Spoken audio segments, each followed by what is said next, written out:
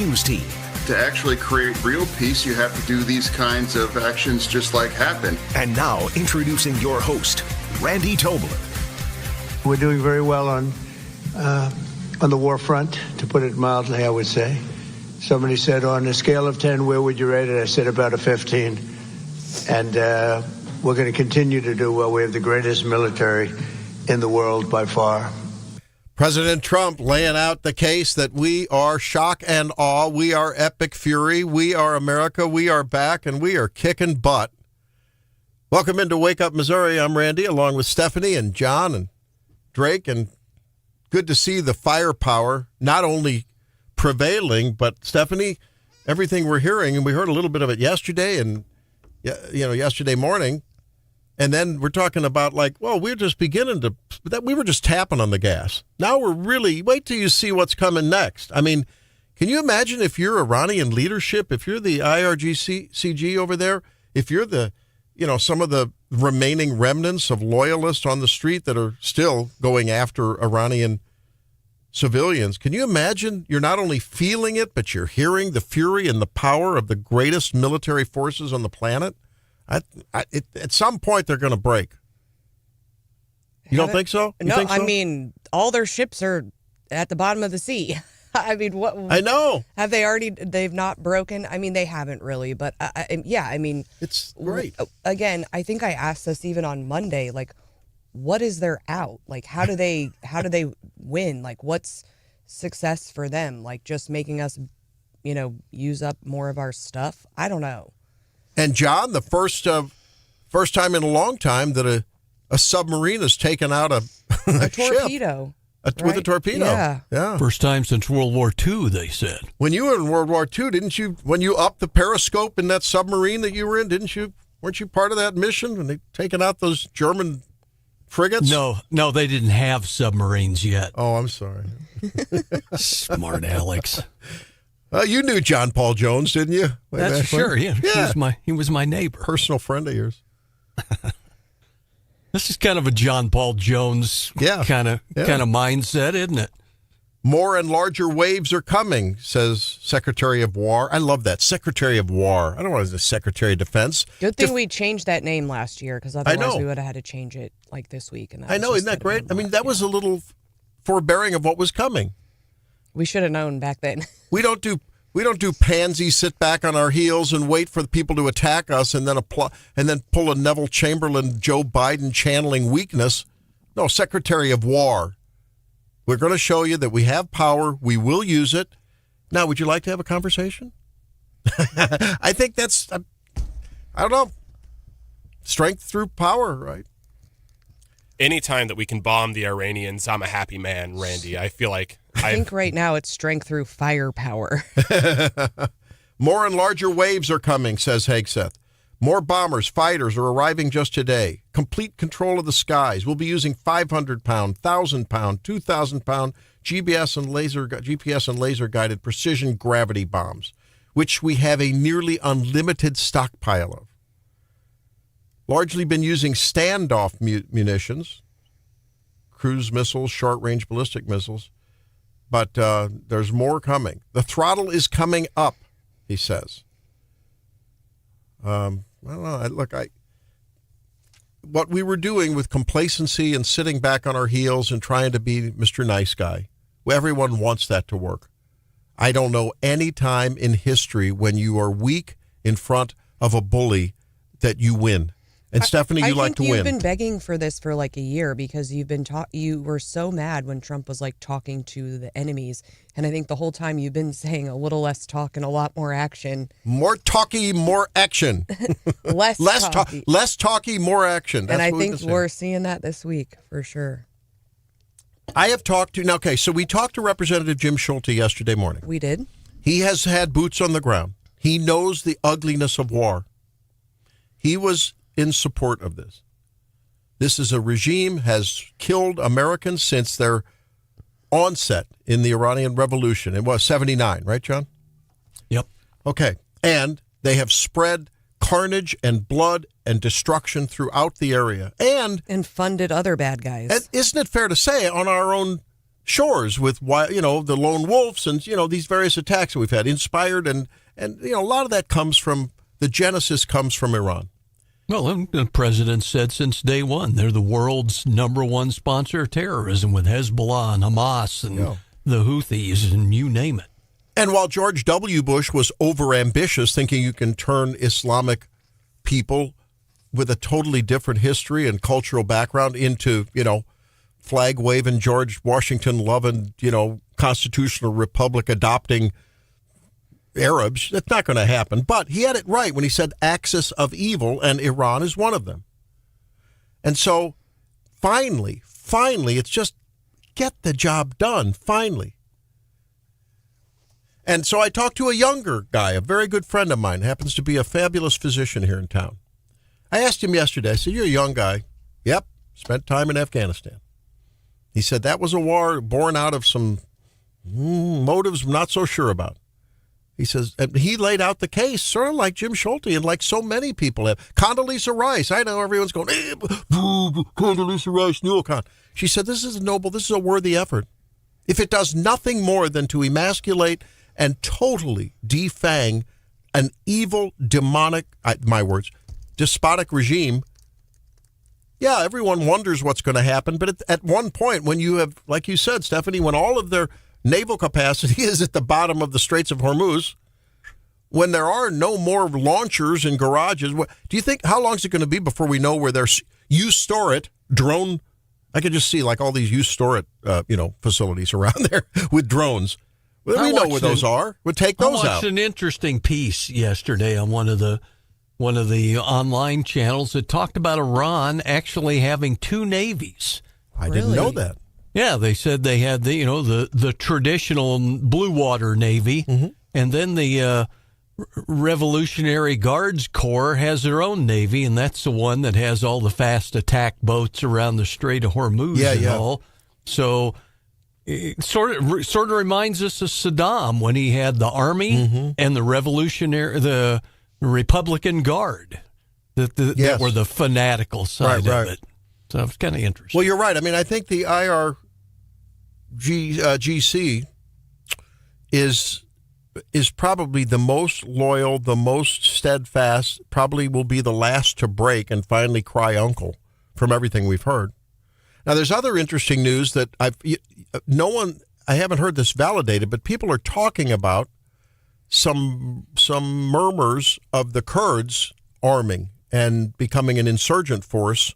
Going back into Iran, a lot of the Iranian Kurds. Yeah. I've watched a BBC piece on that very issue yesterday. Were you?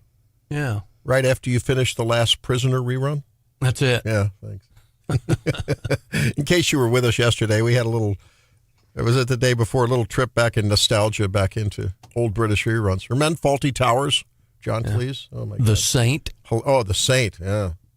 And then Kristi Noem has been that woman has been taking it on the chin, first in Senate and then yesterday in the House hearing. It's been tough. She's had a lot of pushback, right? Fair.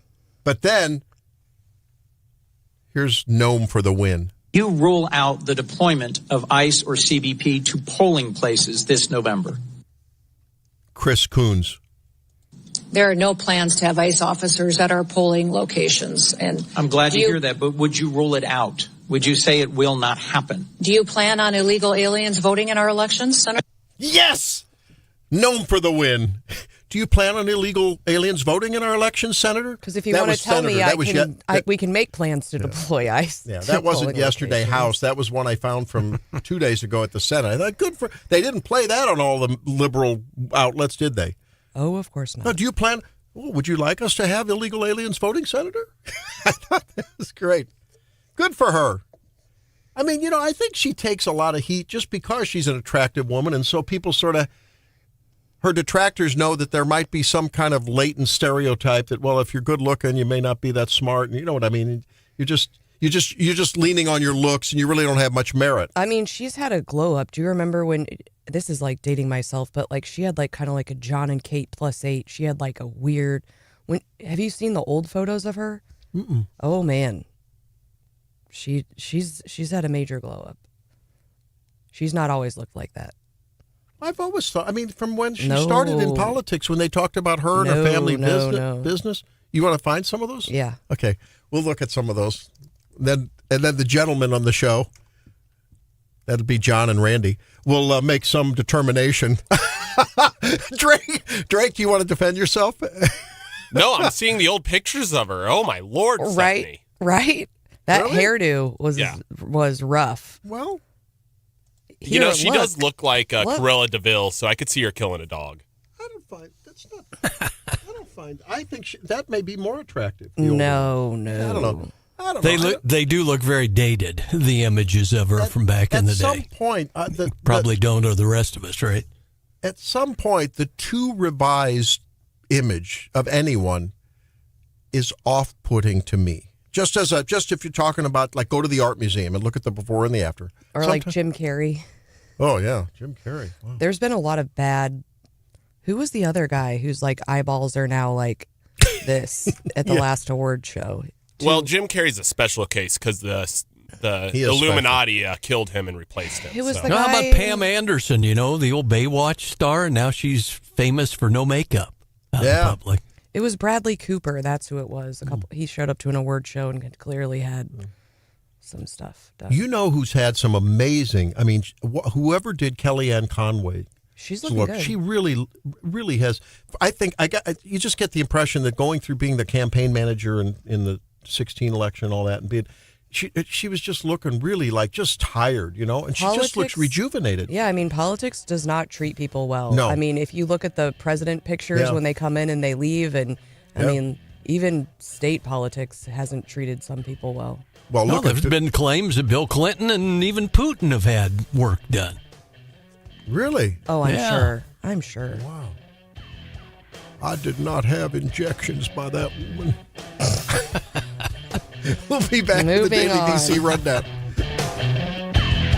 It's Wake Up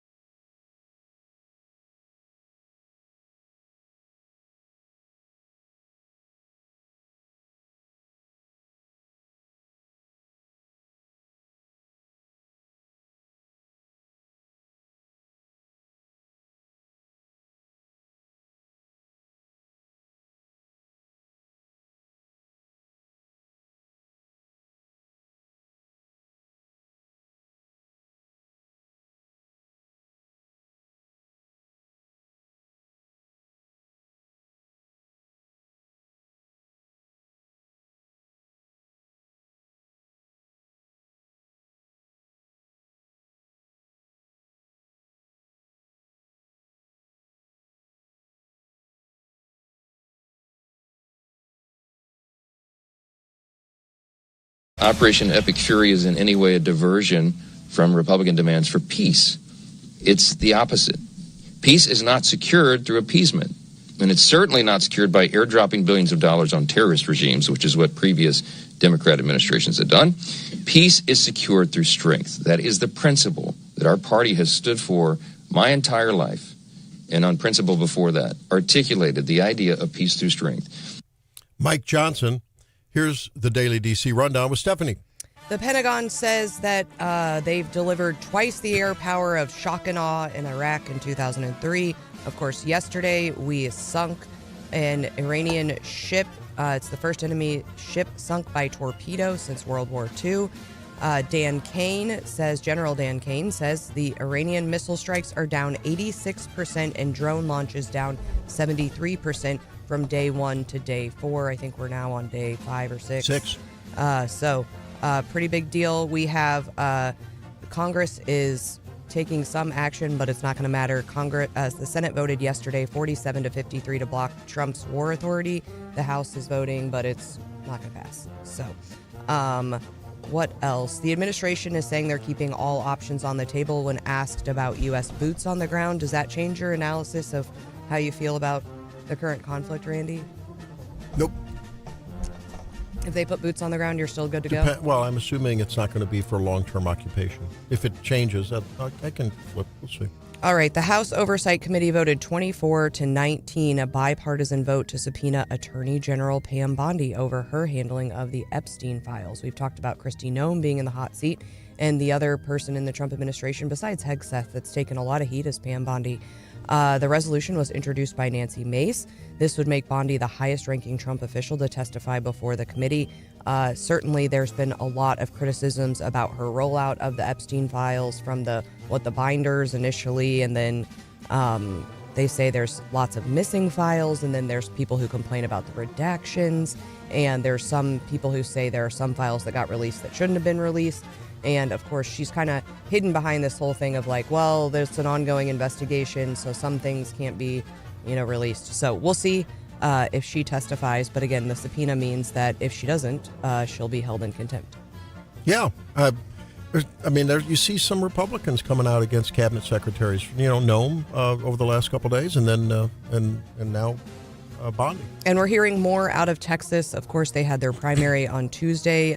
Senator John Cornyn and AG Ken Paxton are heading to a runoff in May because neither hit the 50% marker. Cornyn beat Paxton by just about 1%, which was somewhat of a surprise. And now I talked to Jennifer about it on Monday. Part of the problem is as Republicans, we don't need to be spending a whole bunch of money on races that we didn't think we were going to need to spend a bunch of money on, because then it depletes our resources to spend money where, we could potentially, where we're really going to need it. Apparently Trump is getting quite a bit of pressure to go ahead and endorse someone in that race. I think if he endorses someone, it's over. The Atlantic has reported that the Trump advisors expect him to endorse Cornyn, and he will face Tallarico. Yeah, Tallarico is, I think, trying to put the face of a white, heterosexual, straight male on the Democratic woke lostness. That's a new word, lostness. And then there's this video of him we'll play a little later where he's talking about in a church setting, something that would be more like the Baptist church down on Broadway, in Columbia, It's rough. Well, also in Congress, Tony Gonzalez out of Texas admitted Wednesday on a conservative radio station that he had an affair with a staffer who later died by suicide. I think she set herself on fire. Anna Paulina Luna filed 2 resolutions, one to censure him and one to strip him of his committee assignments. Members of his own party are saying he should drop out. He survived the Texas primary on Tuesday. House Ethics Committee has opened a formal investigation, but he's saying he's not going to resign. No. Coming up, we talk about a legend who has passed, a football coach legend. Many players thought he was dead. Has America been fair to Donald Trump?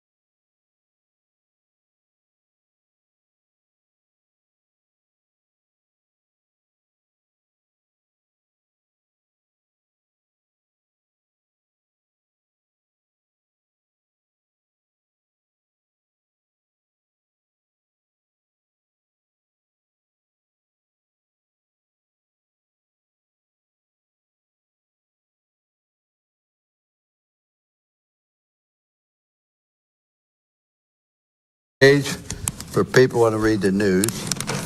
You have the comic for people who can't read. And you have the editorial page for people who can't think. But you can't let people tear you up. You can't let people destroy you. You can't let people say you aren't going to be great. Don't ever let anybody tell you you can't do something. My personal belief is there isn't any obstacle that's going to keep me from being successful.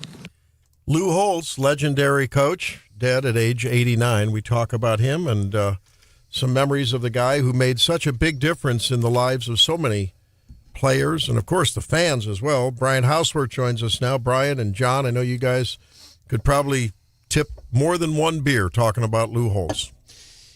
I mean, legendary would be the proper term to talk about him, and I know that he obviously was very active in Republican politics. Yep. There is no question about that. You and Stephanie could talk more about that, but he campaigned, I know, for helped Dan Quayle a number of times and supported President Trump. He did. No question about that. In terms of X's and O's in football, I don't think young people have any really – you can't possibly understand the two – I mean, they keep saying Notre Dame on TV, and yes, that is the biggest thing, but the job he did at Arkansas in 1977-83, absolutely, in the Southwest Conference, that is a phenomenal conference, which is just a shame that it went away. He, in 1977, in the Orange Bowl, beat Oklahoma. I don't know that people understand how big that was. Oklahoma used to come in here to Columbia every year, and Mizzou had some great teams. Mizzou would lose a lot of those games, and he won that.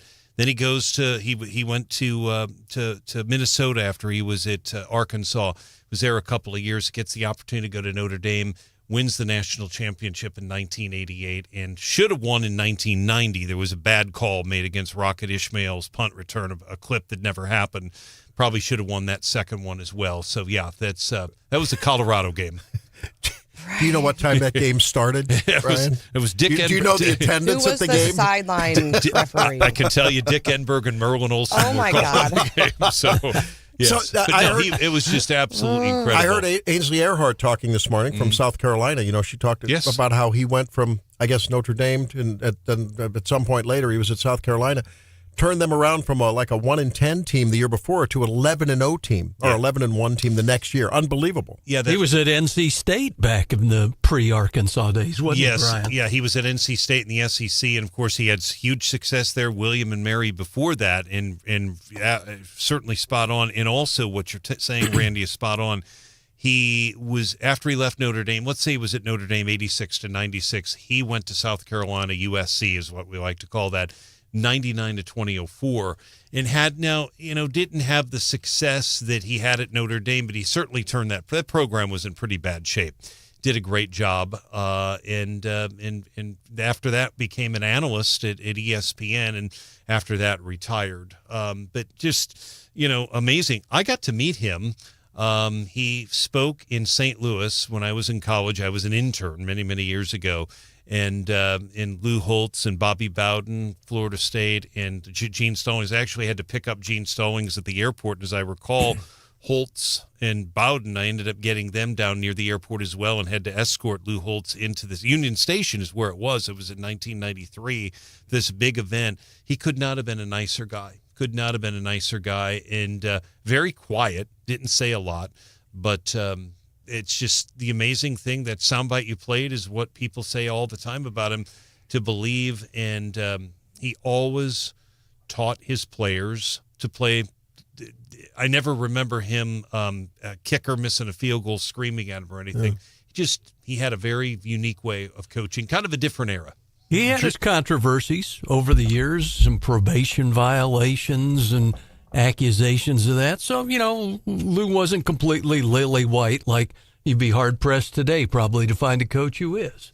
Yeah, and even Gene Stallings, they've had an issue there. He had nothing to do with it, Alabama, but I think in the overall realm of work, what he did there at Notre Dame was spectacular. I mean, it really was. Jerome Bettis, of course, Hall of Fame running back, said there are moments in life when words aren't enough. Losing Coach Holtz is one of those moments. So much more than a football coach to me. He was family. Still remember the day he came to my house to recruit me. This is on X. He didn't just sit down and talk to me about football or what I could do on the field. He talked to me as a young man, and he spoke to my mom the way a man should speak to a mother who was trusting someone with her son. He looked her in the eye and promised that I would be taken care of at Notre Dame. That moment meant everything to us, and it's something I've carried with me my entire life. I think that just sums it up. And it's not just Jerome Bettis, the bus. It's not just who was from Detroit. Think about that for a minute for young people. Lou Holtz goes into the heart, Detroit, Ann Arbor, right down the street, one of their biggest rivals, gets Jerome Bettis. That's the quality of recruiting. And Michigan should have gotten Bettis, and they did not because of Lou Holtz recruiting. And he was more interested. Bettis was more interested in what he could do after football, and I think that just speaks volumes. And many other players. He recruited Joe Montana, folks. Yes. Oh, really? Oh, yeah, that's right. Yeah, sure. Yeah, I mean, there's Tim Grunhart, who played for the Chiefs. He was Alan Page. Yeah, man of deep faith. Yeah. Yeah, it's just big impact, and so phenomenal, and really, really sad too. On a light note too, he on ESPN. There used to be a segment. I wish they would do it more.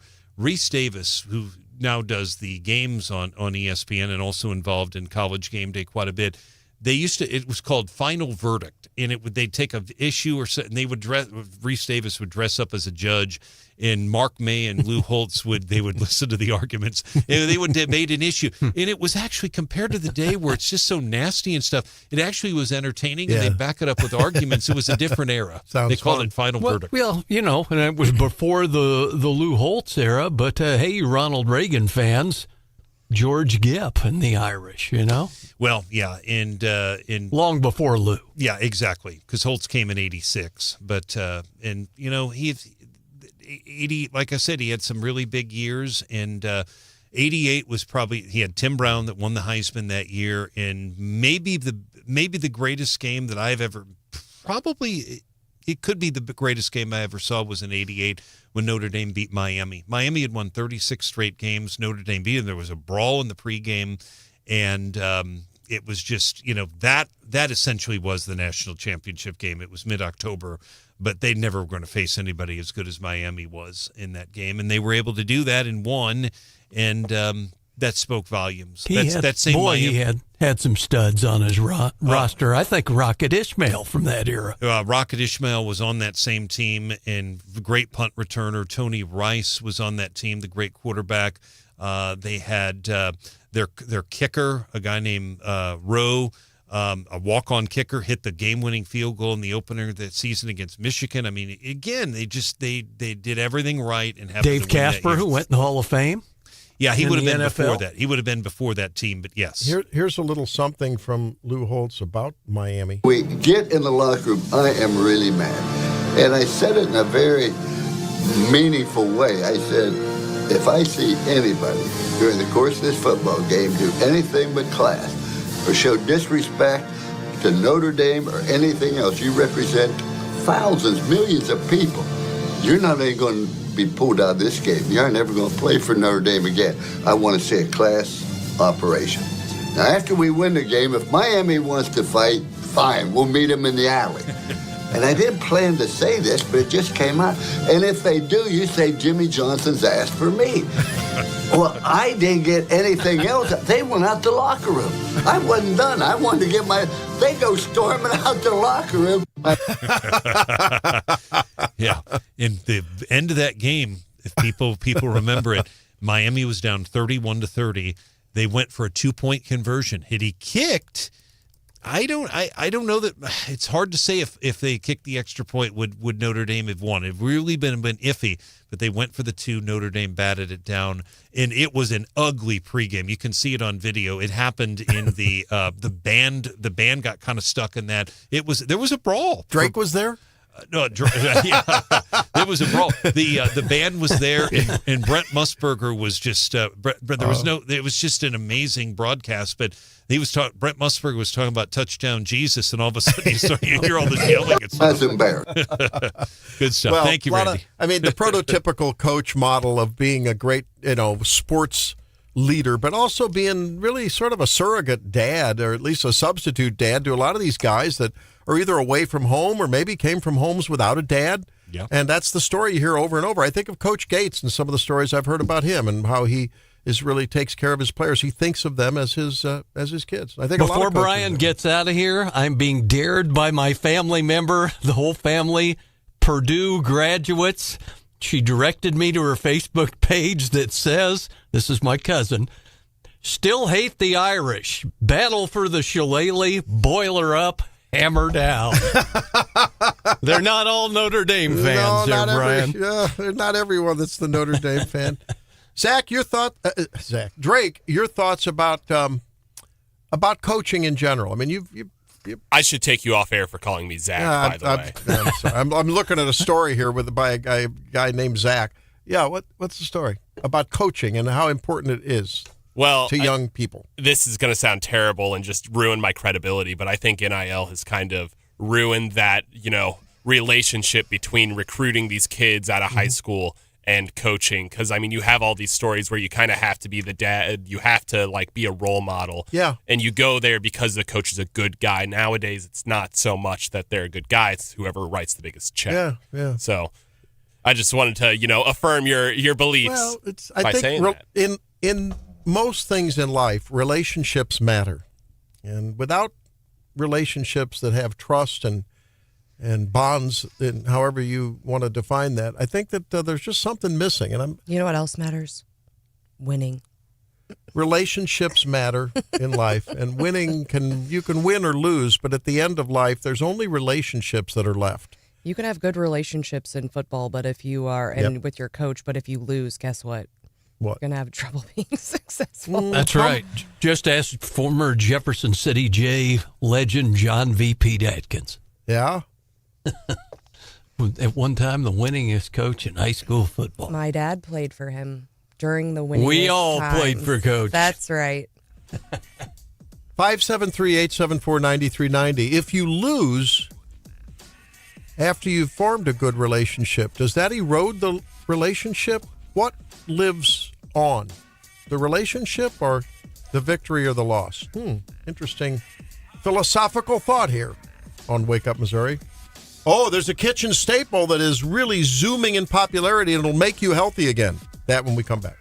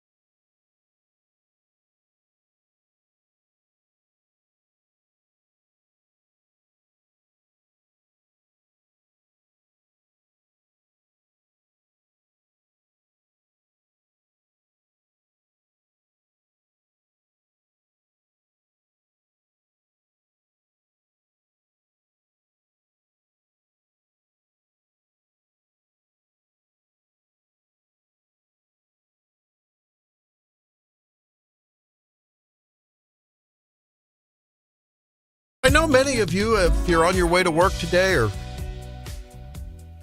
maybe thinking about already, man, how am I going to, I got so much work to do. I might have to work a couple hours late or barely get home. Then I got to try to get some food on the table. And he's working too, or she's working too, and everyone's working. No time to make healthy meals. I know you'd like to.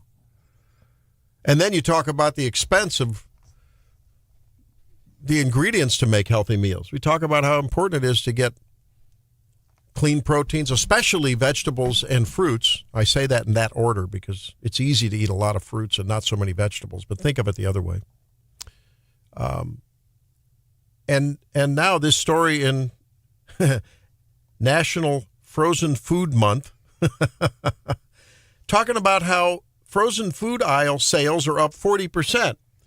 They may be driven largely for reasons of it's getting cheaper. You talked about it getting cheaper to prepare your own food than to go out and eat. Used to be reversed. Oh, yeah. I'm a big frozen food person. My freezer is constantly stocked. And when you think of frozen food, what do you? A lot of us think of lasagna, Gino's frozen pizza rolls, frozen pizzas, Mrs. Banquet Smith pot pies. Yeah, Mrs. Smith's apple pie. Oh, that's awesome. You think of that kind of stuff. But actually, it's a great opportunity to get fruits and vegetables that are frozen at the peak of their freshness because you want them to be sweet. And, a lot of things are, if they're fruits, you want them to be their freshest. So sometimes they're picked a little early because they know in transport it's going to ripen up a little bit, and sometimes they do some other things to them chemically and gas them and stuff to make them better.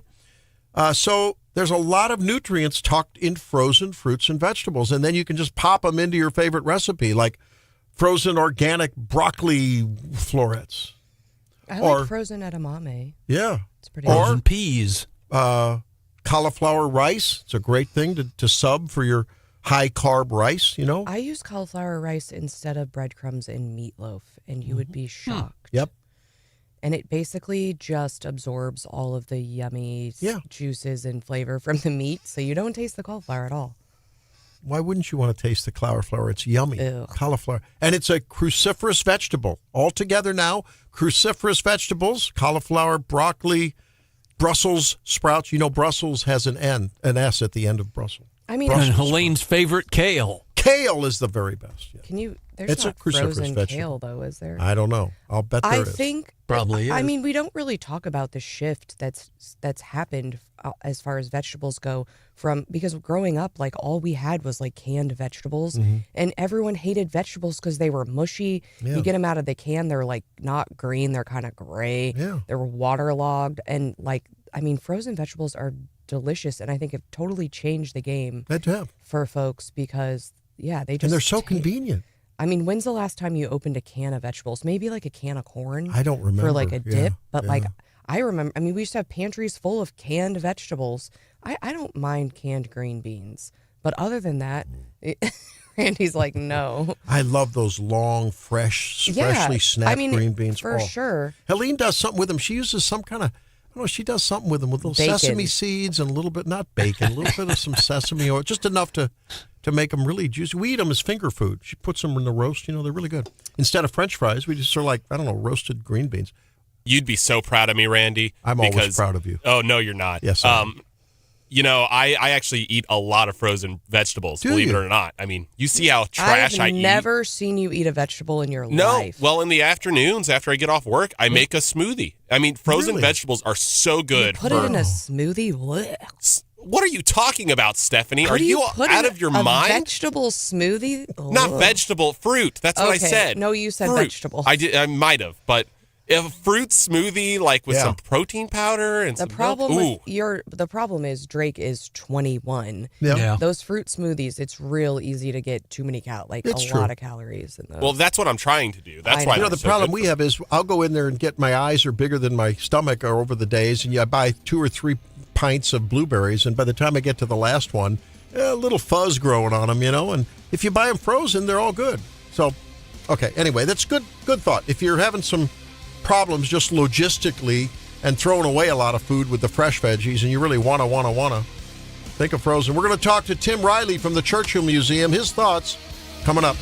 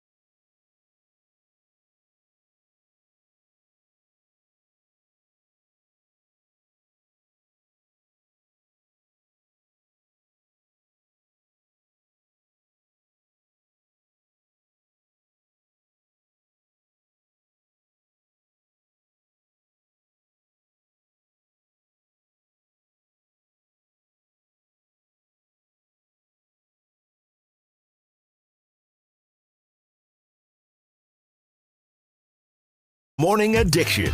Our objective is to defend the American people by eliminating imminent threats from the Iranian regime. Wake Up Missouri with Stephanie Bell. When we are finished, take over your government. It will be yours to take. The Zimmer News Team. To actually create real peace, you have to do these kinds of actions just like happen. And now, introducing your host, Randy Tobler. Well, welcome back into Wake Up Missouri. We, from time to time, I like to feature some great things that are really, unfortunately, sort of some well-kept secrets, and they shouldn't be, around mid-Missouri. And one of them is America's National Churchill Museum, and that's in Fulton.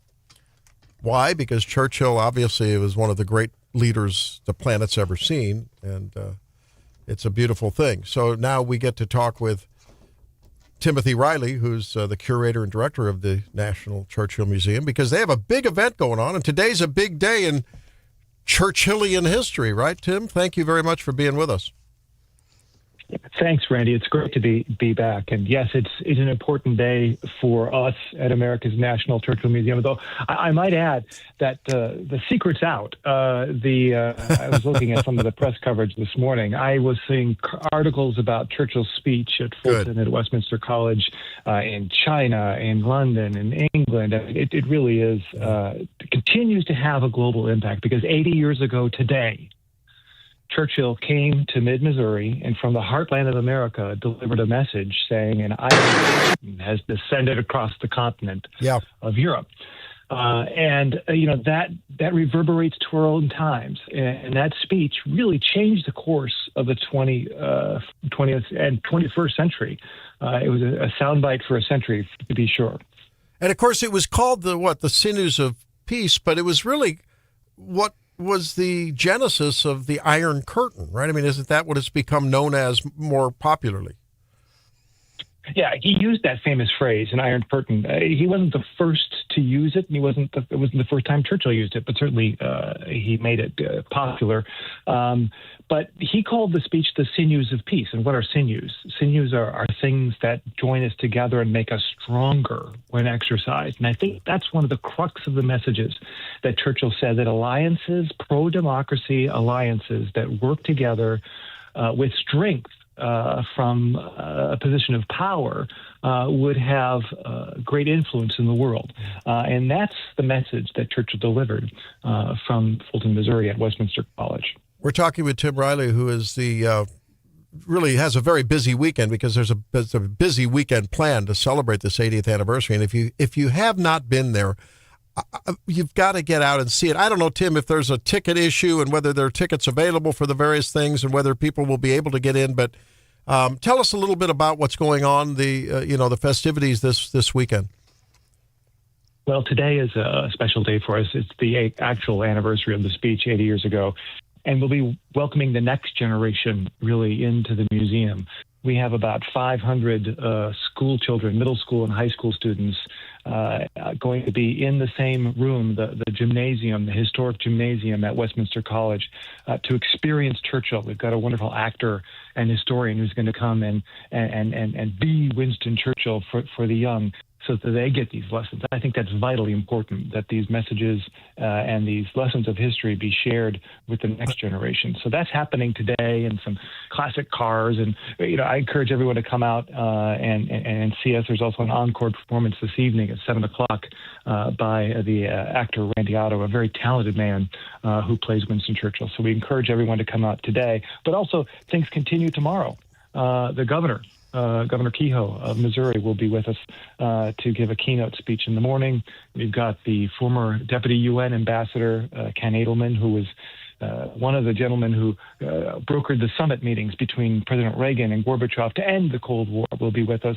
And Larry Arnn, the president of Hillsdale College, will be with us. He's a great Churchill scholar. Yeah. If I had to pick 5 people in the world to talk about the Iron Curtain speech, he'd be in the top 3 for sure.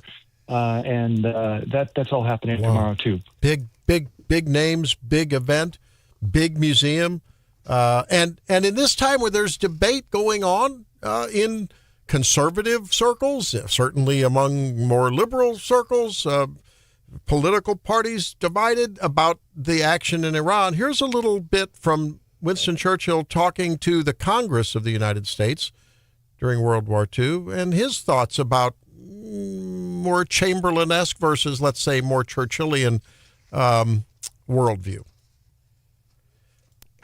It is the duty of those who are charged with the direction of the war to overcome at the earliest moment the military, geographical, and political difficulties and begin the process so necessary and desirable of laying the cities and other munition centers of Japan in ashes, for in ashes they must surely lie before peace comes back to the world. Your thoughts, Tim Riley? Yeah, Churchill, his message from Westminster College was one of peace. He wanted to prevent war. But Churchill, as a war leader, knew full well that once engaged, it was important to end war as quickly as possible. And I think that speech is proof positive of that fact. And Churchill ever one to negotiate, bring people to the table. When that didn't happen or couldn't happen, Churchill was all in. And that's what he's saying in that speech right there to Congress. It's an important and good reminder that when all else fails. There was another great speech a couple of years ago that many people missed. In 2017, Israeli Prime Minister Benjamin Netanyahu spoke before the UN and warned the world that an Iranian curtain had descended across the Middle East. He referenced Churchill perfectly. And I think we've seen that shot being called. That was 2017. And look where we are today. The negotiations that were attempted failed, and here we are. Yeah. Timothy Riley, who is the director and chief curator at America's National Churchill Museum at Westminster College, is with us as there's a big event going on to celebrate the 80th anniversary of the Iron Curtain speech there at Westminster. He joins us on Wake Up Missouri. Talk to us about Churchill's take on the overthrow of the Prime Minister Mossadegh back in Iraq back in the early 50s after he nationalized the British oil holdings in Iran. Sounds like things kind of come full circle. It does. And I think, we can learn from the past. In the 1950s, there was a regime change led really by the United States, but Churchill endorsed it. He believed there was time to be a change in the government in Iran, and it was something he fully supported. Someone asked me yesterday, what would Churchill think about what's happening in Iran today? And of course, it's impossible to tell. He's not with us to say. But I think, like Benjamin Netanyahu, who said an Iranian curtain has descended across the Middle East, Churchill knew the Middle East well. And he knew that it was a very, very difficult and hard part of the world. And he always wanted to negotiate from strength. Whether it was there or with Soviet Russia, but I think we find ourselves in a conflict right now, and I think as you rightly pointed out with that quote earlier, Churchill was all in, and we need to finish it as quickly as possible. Churchill was a practical person. He wanted to negotiate from strength, but when conflict began, ended as quickly as possible, and that's I think what we're trying to see right now happening in real time in the Middle East. We had previously spoken to Congressman Bob Onder about he's got a bill to designate the Churchill Museum as a National Historic Landmark. What's the status of that, and what would that mean to the museum? Well, 2 days ago, the full House of Representatives, thanks in large measure to Representative Onder's leadership, passed the bill. So H.R. 1945 passed Congress. It passed a similar bill, passed the Senate in December. The bills are slightly different language, so we have the reconciling to do to make sure the language is there. But I expect that to happen, and very soon the National Churchill Museum in Fulton, Missouri at Westminster College will be the nation's newest National Historic Landmark, which would be a terrific boost for us. That puts us on par with some some of the great monuments of our country. We're looking forward to having that be. There could be no better, I think, present for the 80th anniversary of the Iron Curtain speech than to have this happening in real time. It is just a really cool place to go, folks. And that church, that 12th century church, the St. Mary the Virgin Aldermanbury Church, was transferred over here block by block by block. And I was there a couple years ago when the chess master Garry Kasparov was there, and it was a marvelous time. And we just got lost in the museum and in the exhibits. You have a new exhibit there, is that what I understand? We do, opening today. It is actually our draft of the Iron Curtain speech. Churchill was working on the speech in the days before he boarded the train with President Truman to come to Missouri to deliver the speech. He was at the British Embassy in Washington, D.C., putting the final touches on the speech and dictating to his secretary, was scurrying to take down the last-minute rhetorical flourishes, that great Churchillian prose. And we have that on view, Churchill's last-minute changes and edits. I like to tell the students at Westminster College that they're not the only ones who wait to the last minute to finish their papers. Churchill did the same thing. And it's fascinating to see 50 pages of the speech typed out almost like poetry with the last minute. You can get inside Churchill's head and see really a master wordsmith, the master of all wordsmiths, wielding words as he's preparing the last minute additions to the speech. So we're showing that, which is a treasure. We don't always display it at the museum. It's sensitive to light, and we don't always have a chance to. So come see it. Very cool. Well, you can learn more about the museum and about the goings on there this weekend. Well, today, tomorrow, next day. NationalChurchillMuseum.org. We thank you, Tim Riley, for all you do to continue. You're like the Paul Revere, the John the Baptist about everything Churchill, and it's a beautiful thing. Thanks for all the great advocacy you do for a legend. And I think the history of Churchill and what happened in his time should be is well born on modern day decision makers. Very important stuff. Well, many thanks. We can still learn from him. That's right. Thanks very much, Tim. Thank you. All right, America's National Churchill Museum, NationalChurchillMuseum.org. I hope that our local school kids go to that museum and spend some time there. If they're not, they should. So do that. When we come back, let's talk a little bit about the Missouri Senate that was up very early into the morning, right? Okay, right. So we'll talk about that when we come back. Big bill that they worked on and passed. Stay tuned. It's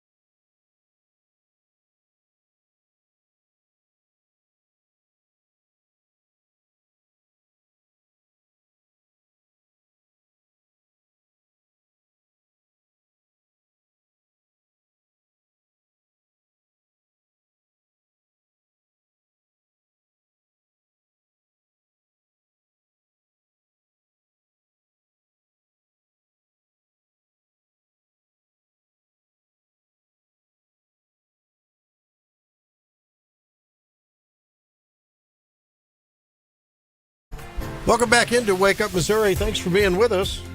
It's a beautiful day in the neighborhood.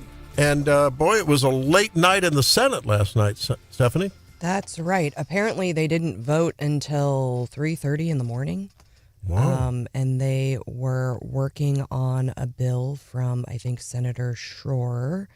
It was about, I think, juvenile justice. Modifies the criminal justice system and juvenile justice system. They looking at certification of a juvenile as an adult. Remember, we've talked to Andrew Bailey about that when he was AG. He wanted some reforms, and I think many of us have looked at that and scratched our head and said, hey, these kids are getting street smart quicker these days with all their technology, and it seems like younger and younger people are doing more and more heinous crimes. So should we look at that? Yeah, what we have is the summary of, I think, the first substitute. I think they ended up on like a third substitute, so we don't have the bill, I think, started quite short and ended up quite long. Apparently, Senators Carla May and Barbara Washington negotiated some compromises. Those are Democrat senators, and we've seen the Democrats kind of filibuster, and it seems like perhaps they were doing that a little bit to kind of. And so ultimately, they, what you call, perfected the bill. The bill passed. There's, it still has to work its way through the process. But some of the compromises from its original form, it included bumping the age from 17 to 18 and making juvenile records only accessible to law enforcement, and then keeping conditional release for some offenders. So maybe some reforms coming. Tightens things up a little bit. Yeah, I mean, I think the conversation about how juveniles are treated, and I think it's weird because I think criminal justice reform doesn't necessarily always break down on partisan lines, right? Certainly there are many in the conservative movement who say, hey, and I think it comes from more of an economic perspective. Hey, we need to do some criminal justice reform. It's expensive, right, to imprison these people forever. But also what we're seeing, I think, and Randy, you've pointed this out a lot, is, hey, these young people, are committing some serious crimes. Right. And, we can't, and we're seeing a lot of repeat offenders, especially, I think, here locally. So, I don't know that, we don't have access, I don't think, to the final summary of the bill yet. But certainly this is just on the Senate side. It'll have to go over to the House. This act also modifies, according to the text that we're looking at the Senate substitute, this is odd. This worries me that they had to do this. This act modifies the definition of dangerous felony, in quotes, dangerous felony, to include statutory rape in the first degree and statutory sodomy in the first degree. Like, those weren't dangerous felonies before? Apparently not. Were there men in dresses that were passing these laws? I mean, what the hell? I'm sorry. What, did we have weak? Did you say statutory rape or just rape? To include statutory rape in the first degree and statutory sodomy in the first degree. Apparently, they weren't dangerous felonies before. I get sodomy, but I statutory rape, we can debate about that. I don't know if that's completely dangerous. If a 19 and a 17-year-old hook up, I don't think that should be a dangerous felony. Person found guilty of a dangerous felony is required to serve 85%. There's some other things in here, and I don't know what the old terms were, but the mandatory percentage of imposed term prior to parole eligibility is now 70% for Class A, 50% B, 40% C, 25% for D and E. And you're not looking at the final summary, so we're going to probably have to get a better read on this. Well, this is what you gave tomorrow. me. That, because they worked through the night, we don't have the latest summary for the perfected bill. But, we'll look get and it. see.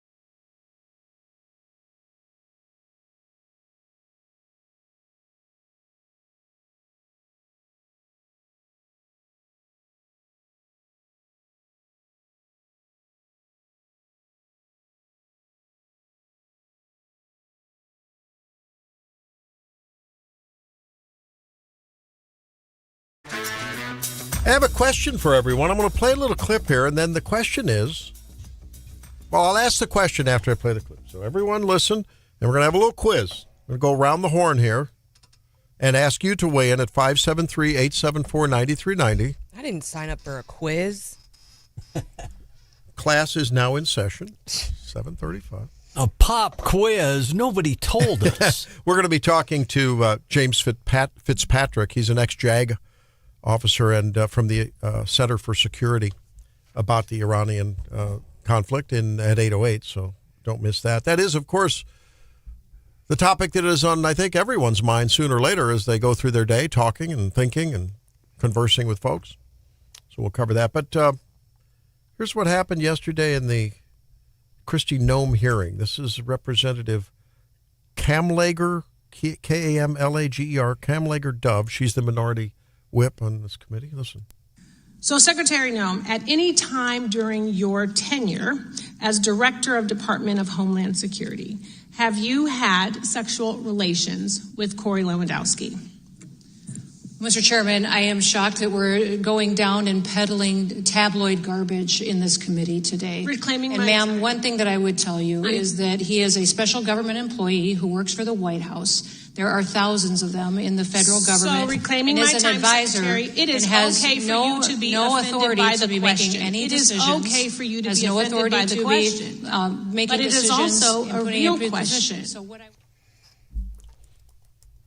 Stephanie, is that appropriate for a congressional hearing, for an oversight committee? I think people were arguing yesterday that it's like a somehow an internal ethics violation or something. I mean, if it's a violation, if he's close, and I don't know the answer to that. She didn't say no. That did cross my mind. But there's been a lot of, it's all over the internet. A lot of gossip about that. John, is that? I'm kind of like Steph. Kind of left me kind of hanging a little bit. The comments, and then everybody's talking over the top of everybody else, and you can't really pick up on where it's headed. And the idea being that this is a subordinate of hers, but if he's not answering to her as she implied, that he's a special government employee employed by the White House. But I don't know who sort of like Elon Musk was. He answers to her. I mean, like for Gonzalez, right? We mentioned that earlier. He's the one who's now admitted that he was having an affair with his subordinate, and who she later killed herself. I mean, that is a violation of like the House rules or whatever. So I think it's appropriate questioning if you're violating your office or ethical duties. But I don't think that it's clear that because of his role that is the case. And in that case, then I think it would be inappropriate question. Well, she'd have been wise to lay that out if in fact there is some rule that might have been broken, that it would apply to the executive branch that way. But can't that happen behind closed doors? Can't they have a discussion somehow? I mean, I don't know, this kind of stuff. John, do you recall these kind of questions being asked, in former days? Was that the topic of Washington, D.C.? Who's having sex with who in official congressional hearings? You got me on the spot on that one. I'm sure there were some, I'm sure some of the times, especially back in the 70s, where some pretty heavy duty questions were put out there. I mean, where's that Bill Clinton impersonation, Randy? But that was done as part of an investigation and a deposition, right? Impeachment hearing, but a hearing is a hearing. I say let the boys play. Come on. I mean, if you want to have an affair with your staffer, I mean, go ahead. I don't know why this is a problem. There's a certain element of libertarianism that says to me, I don't know. Does it matter? Can't you have relationship with whoever you want? Why? You're saying that? That's kind of surprising coming from you. Well, as long as you're doing a good job. When consenting adults decide to have an intimate relationship, obviously from a biblical perspective, I don't agree. But in a secular manner, in this free America, is it my business to worry about who Kristi Noem's having sex with? I want to know if she's an effective Department of Homeland Security cabinet secretary, right? So your issue is that this wasn't an effective line of questioning if you really wanted to take her down or criticize her. Well, yeah, and now this representative tried to couch this as part of the this is something about your judgment, And I just don't know that I don't know that I buy it. It was created right after 9/11 to protect the homeland. And DHS has circulated an internal bulletin to law enforcement partners warning that the conflict of the war we're in could inspire lone actors or small-scale cyber activity inside the United States, according to a memo obtained by ABC News. So American lives are at risk. The people who work for you are at risk. And they want to know that the person at the top, you, are making decisions clearly, without any sort of cloudiness, and that they're your decisions because you're the secretary who... To me, I'm sorry, I don't get the connection of why the person at the top is going to be clouded by decision-making if she has a relationship with someone. Well, if you're Nancy Mace and your boyfriend or fiance is waking you up in the morning and then you're late to the prayer breakfast. Yeah, at the National Prayer Breakfast. Sorry, I was late. I rolled over and my boyfriend told me, "Oh, you're late," or didn't want me to leave. I just don't really care about that. Are you doing a good job as the Department of Homeland? And that's a pretty flimsy connection between some kind of alleged intimate relationship between Corey and Kristi, and how that's going to somehow cloud her judgment? Randy, you talked about past sexual innuendo or questioning and Capitol Hill hearings and all. What finally comes to mind for me, what about Clarence Thomas and Anita Hill and pubic hairs on the Coke can and all that stuff? He made some comment, allegedly, back in the 90s. Sexual joke. Well, and for some people, they're so wound up and angry, you maybe wish they had a side piece. They wouldn't be so wound up. Chill them out a little bit. Yeah, exactly. Huh? I mean, look, I've been in an operating room situation when one or more of the nurses, a female nurse, made a comment about a piece of tissue you take out that looks like some body part. And it's a tense place. Someone made a joke that could have been made in the locker room or in a whatever room. Who cares? Did the patient get their problem solved? Humor, huh? I just don't. I think we've got bigger fish to fry in this world. We got bigger. And that's the other thing. Now that all of the C-SPAN, of course, C-SPAN posted this. C-SPAN never posts a mic drop moment where, some conservative or Republican absolutely takes it to or rebuts some, criticism they're taking. You don't see that on the C-SPAN X post. Very, very left-leaning. And I'm not endorsing if she had a relationship with Corey. I'm not endorsing that. She's married as far as I know still. I don't know. But I'm not endorsing that. That's not what this is about. That's between her and her pastor and her God and her husband and whatever. 573-874-9390. Tanya says, or could she be blackmailed? Yeah.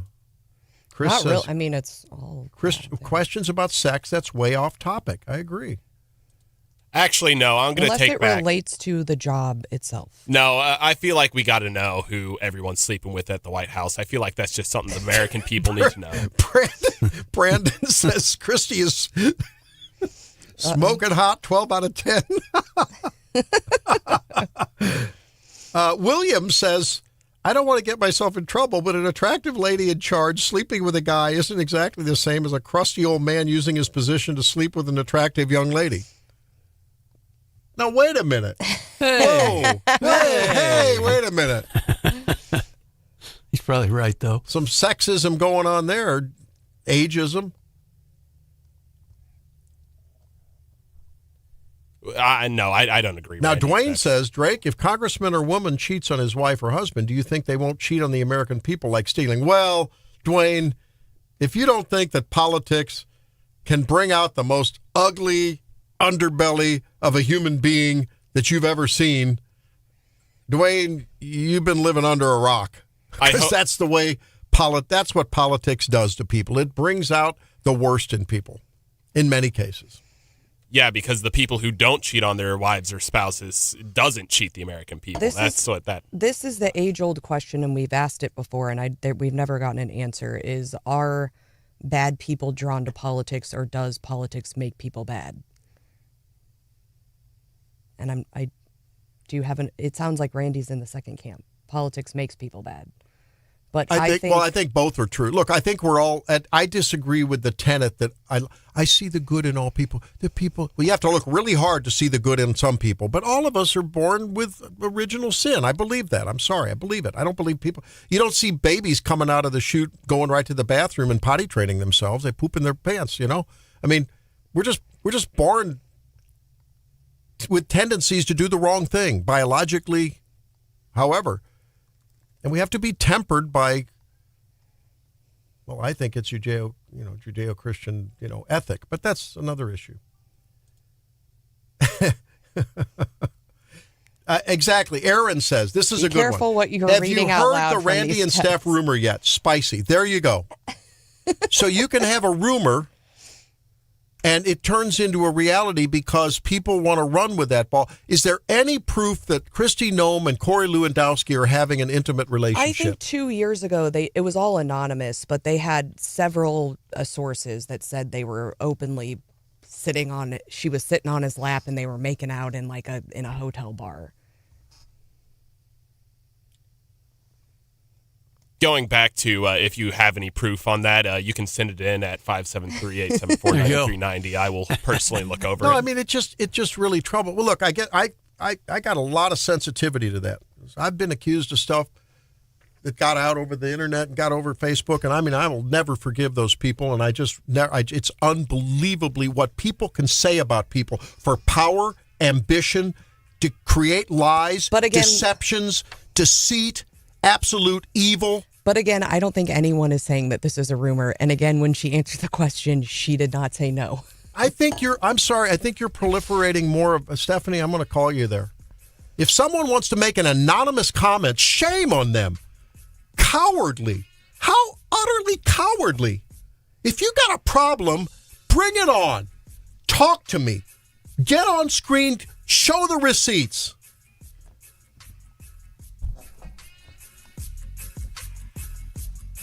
Five 573-874-9390. I'm sorry. I've had it with anonymous rumors, anonymous sources. B.S. John, what do you have to say? I have to say, back east, they're getting high with the washer shores. All right. Smoking John when we come back. It's Wake Up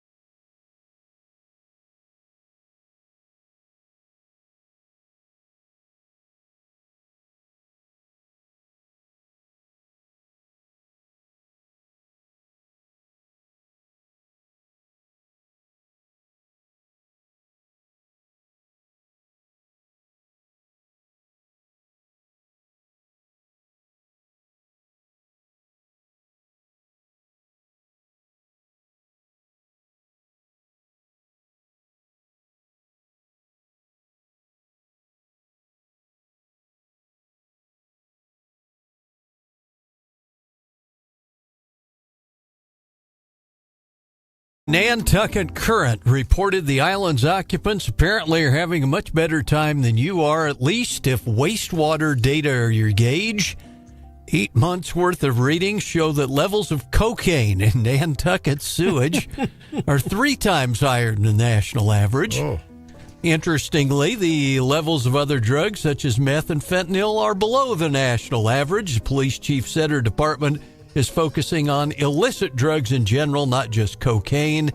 So as we go down the roster of those residents of Nantucket, you be the judge. How about Tommy Hilfiger, Calvin Klein, even Barstool Sports' Dave Portnoy lives on the island. Ben Stiller, Woody Allen, Drew Barrymore, and Jennifer Garner. But most telling from the era of media and politics, Chris Matthews, John Kerry, and former President Barack Obama live on Nantucket. Yep. So there you go. A whole lot of coke in the sewage treatment plant on the island. What were we just talking about? People in high places? There you go. So is Nantucket like a city or an island or what? It's an island, but the town of Nantucket is the island, and it's the pricey hangout for John Kerry has a house there too. Yeah. Isn't that where they had the wind farm out in the bay? Or is that off? I thought so. I think that's in General Martha's Vineyard, Nantucket, general neck of the woods. Of course, a lot of the Kennedys didn't really want it out in their backyard. You know, a lot of them, of course not. Ruin the rural landscape with endless windmills.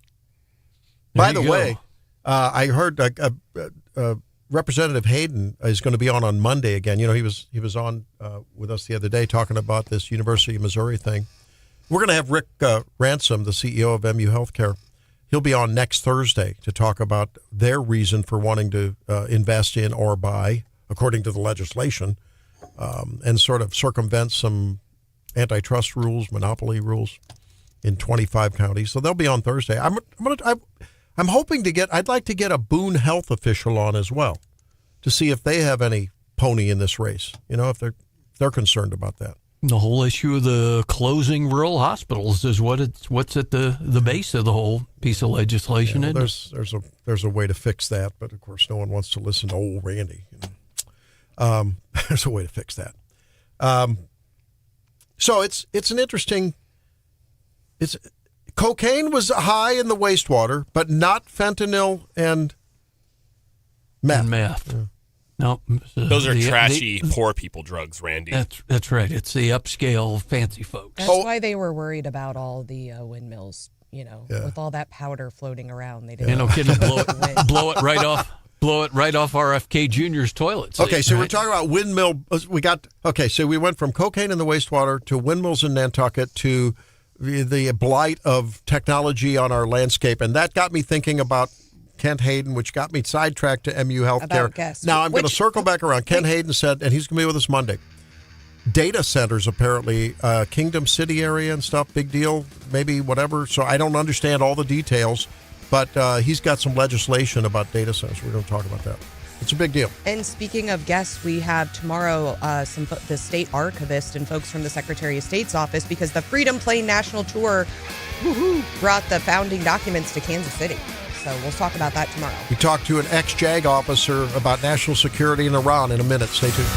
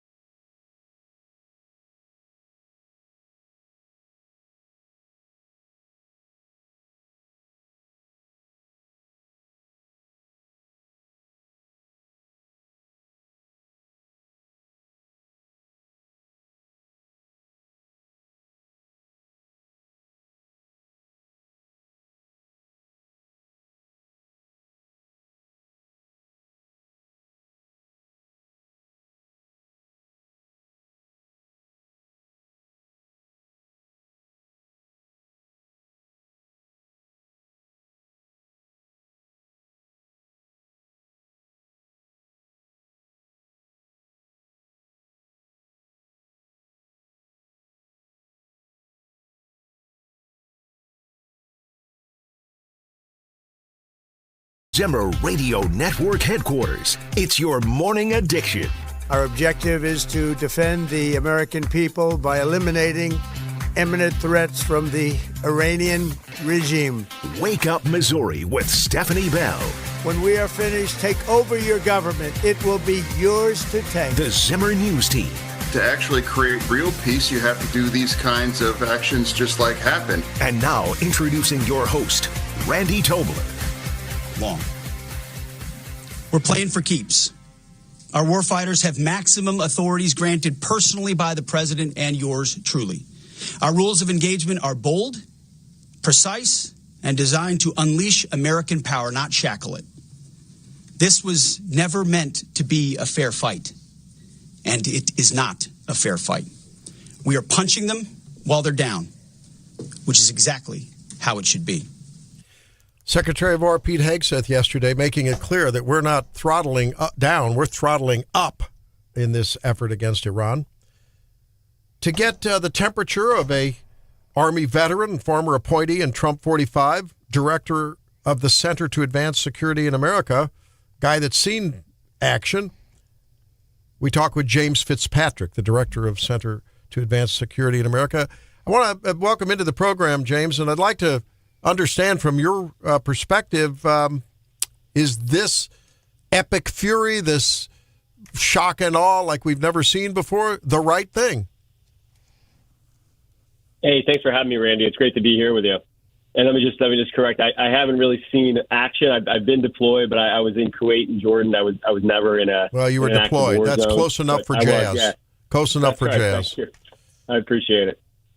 Yeah, look, let's just take a step back and just kind of look at this from a 50,000-foot view here. This is really a generational foreign policy move by President Trump, and one, frankly, that prior presidents really have not had the bravery to do. And unfortunately, we've seen Iran run roughshod around the Middle East and the world, and be the world's largest state sponsor of terrorism, and are they're responsible for killing thousands of Americans all around the world. And they're a direct threat to the United States, the continental United States. As the president said, they're developing a weapon. They're developing weapons that could potentially hit us here, but also to our military assets in the Middle East and the many military and civilians in that area. There's some talk going around that, oh boy, this is the rise of neoconservatism, endless wars.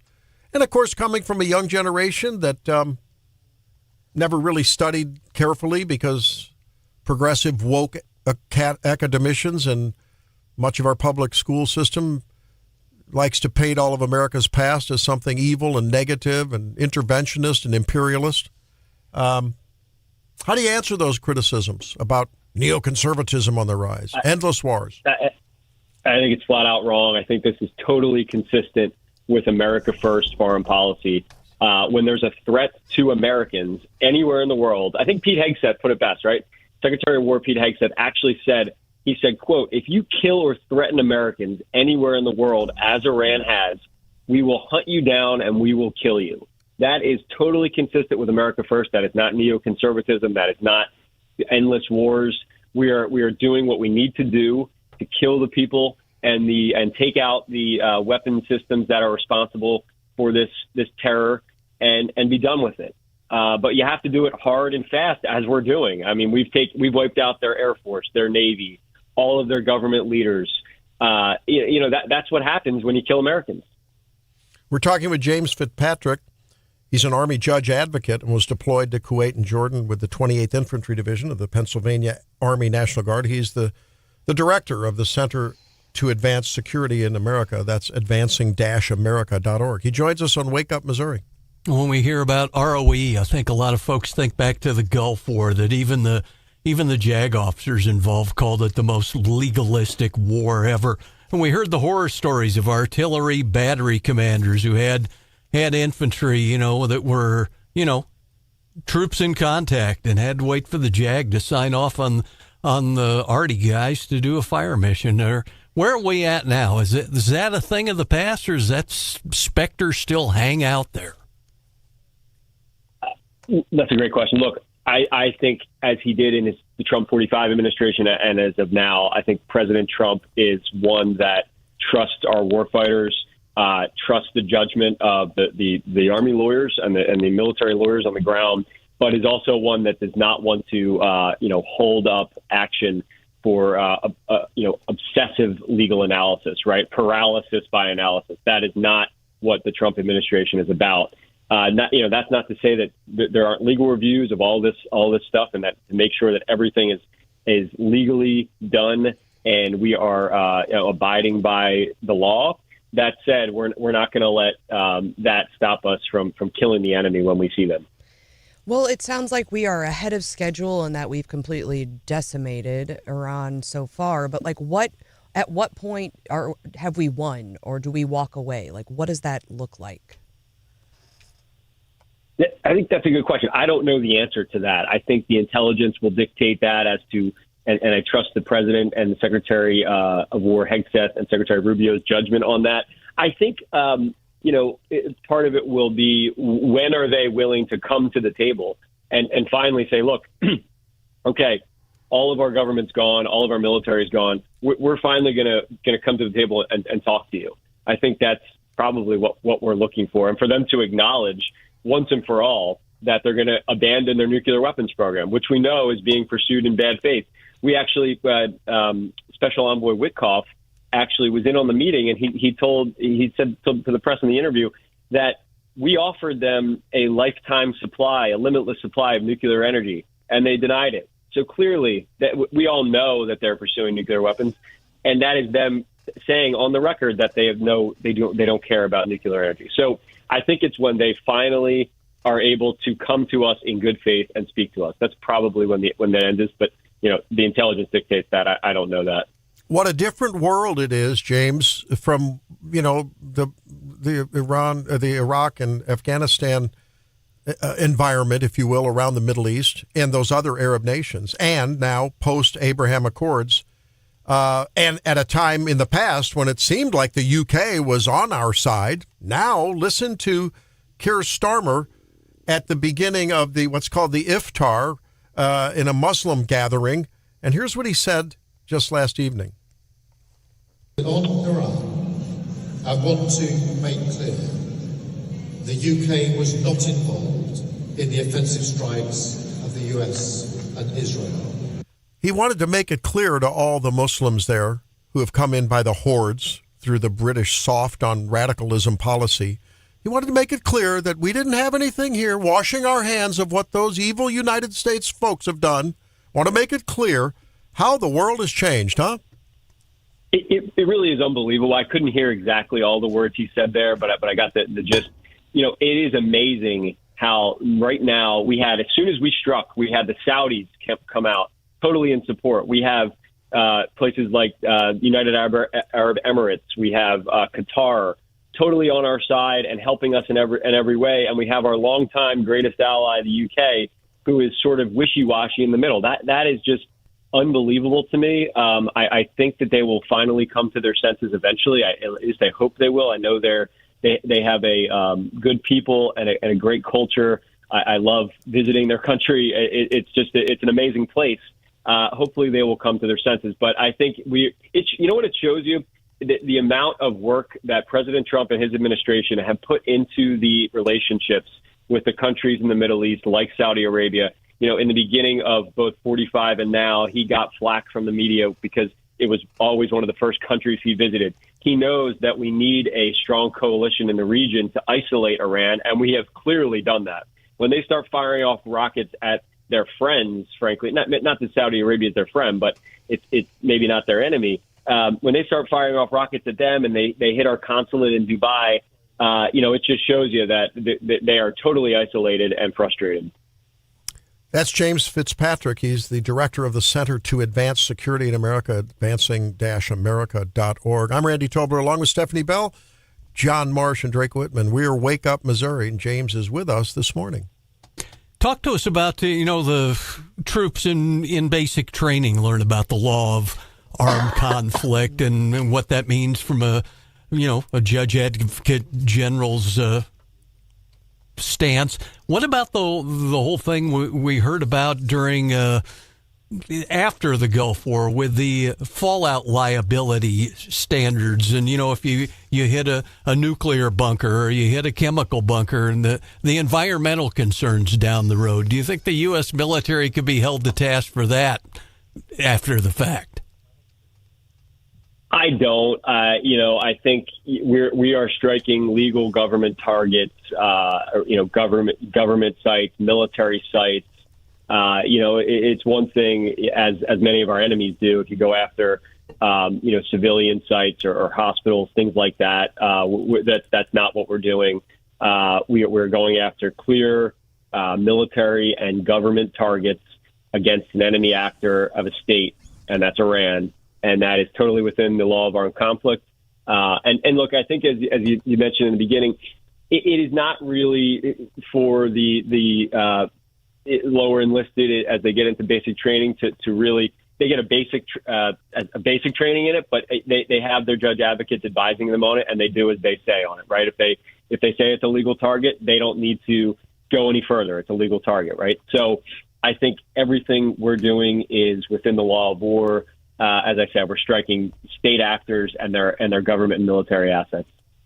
Well, James, thank you for your service to the country. Thanks for your leadership at the center and your input. I mean, I think it makes a lot of impact when folks who have been deployed, folks who know what it looks like over there in a day past with some mistakes made, how correcting those, at least in terms of the stated tactics and strategy, makes a difference. Thank you very much. Appreciate you being with us.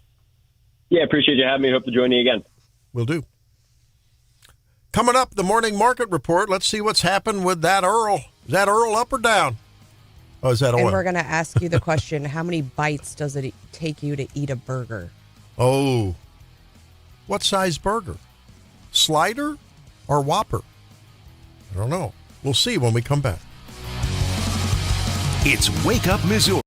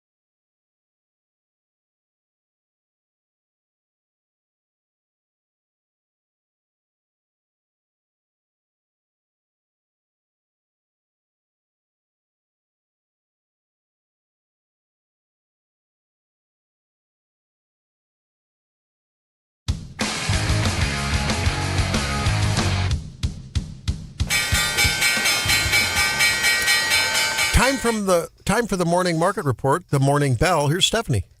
It was a good day yesterday in the markets. The Nasdaq was up 1.29%, the S&P up 0.78%, the Dow up 0.49%. As we look at what was driving those gains, consumer discretionary and technology were up really big, while materials, consumer staples, and energy were down slightly. It appears that a lot of that growth was driven by, we're expecting a jobs report out on Friday, but we did get a little bit of a peak yesterday. ADP released their private employers report showing that private employers had added 63,000 jobs, mostly in health and education, and that was better than expected, so perhaps bolstering the markets. As we look at the futures, they are in the red, and we're doing a little bit of a lightning round. We talked about those private sector jobs. I've also been down on Apple this week because they've been saying, we're going to have a big week and release new products, and so far it's been kind of ho-hum. But yesterday, you can actually pre-order these. They did announce this new MacBook Neo. It's $590. It's a laptop. And they said not everyone needs a $2,000 laptop. It's $599. It's $499 if you're a student. That's basically the same price as the iPhone we talked about yesterday. Yeah. They said, look, if you're doing video editing or you're like building rockets with your computer, maybe not the computer for you. But for most normal people, this will do the trick. And as I have three little people in my household who are kind of outgrowing their iPads, and I think that's the price I paid for their iPads several years ago. This seems like a really, really good option. And most importantly, it comes in cute colors like pink. So you can get a pink one or a yellow one. It's got a lot of those really neon colors. I think I need one for myself. I wonder if I can get a discount if I buy 5. Well, if you're buying it for a student. I don't know how so they're saying there's a student price. I don't know if you have to have like a university email address. Yeah. I don't know if like younger students count. I'm going to have to do some investigating. But wait till the school tax holiday maybe and save you a little bucks on that. And I also, while we're on our lightning round, I previewed this. But Randy, if you had to eat a Whopper, how many bites do you think you could eat it in? Man, depends how hungry I am. I'm thinking maybe 5 or 6 bites. It's gone. I got a middle school boy, and I feel like it's just one bite. Like it is just inhaling a burger. Well, one person who was not inhaling a burger and who has been catching a lot of grief online is the new McDonald's CEO. Chris, I'm not going to try to pronounce his last name. He tried the new Big Arch, and Big Arch? I guess it's a new burger. Okay. I tried it the other day here. Is it good? Yeah, it was good. I mean, who doesn't love McDonald's? But this guy looks like he doesn't love McDonald's. He picks up the burger and he's kind of awkward and kind of, and then he tries to tell you that it's really good, and he goes to take a bite, and when I tell my kids you have to eat one bite, and they like kind of lick it, and they take the smallest bite possible. A hamster bite. Yeah, that's basically, he barely took a nibble and was like, this is so good. So now he's being trolled by other burger CEOs, and they're, getting online and taking big bites and dominating the burger and be like, look, this is a good burger. Yeah. And so anyway, I think it's kind of, I love kind of like the back and forth between all the brands, and maybe McDonald's CEO. It's the kind of bite Joe Biden would have taken right before the Afghanistan withdrawal. Donald Trump took a big bite. That's giant bite. Giant bite. Yeah, I tried the Big Arch the other day. It was pretty good. It was Big Mac on steroids. Oh. So it's okay. So it's just extra patty, extra cheese. Yeah, the patties are quarter-pounder patties, and it has 2 of them. Whoa. And it's got the standard stuff and even some crispy fried onions on it. Man. John's hitting his protein I had to cut bowls. it in 2, and it took me an hour to eat. I've already told you I don't pick up hamburgers anymore. I eat them with my fork and my knife. It slows me down. This one would have been better served that way. Yeah, slows me down. It's a little trick. It's a little hack. Maybe start eating them with chopsticks. Except your man card gets revoked.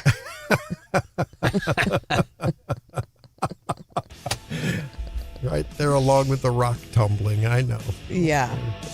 I'll make sure to get one of those pink computers for you too. That'd be good.